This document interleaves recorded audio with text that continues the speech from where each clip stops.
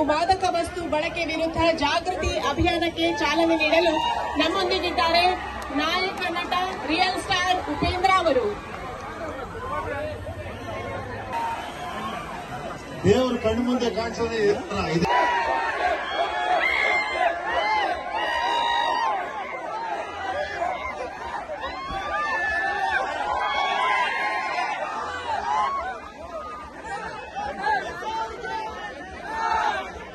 ಮಾದಕ ವಸ್ತು ಬಳಕೆ ವಿರುದ್ಧ ಜಾಗೃತಿ ಅಭಿಯಾನಕ್ಕೆ ಚಾಲನೆ ನೀಡಲು ನಮ್ಮೊಂದಿಗಿದ್ದಾರೆ ನಾಯಕ ನಟ ರಿಯಲ್ ಸ್ಟಾರ್ ಉಪೇಂದ್ರ ಅವರು.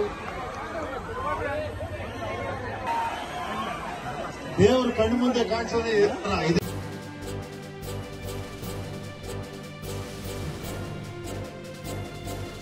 ಇದು ಮಾನವೀಯ ಸಂದೇಶದ ಜನವಾಹಿನಿ.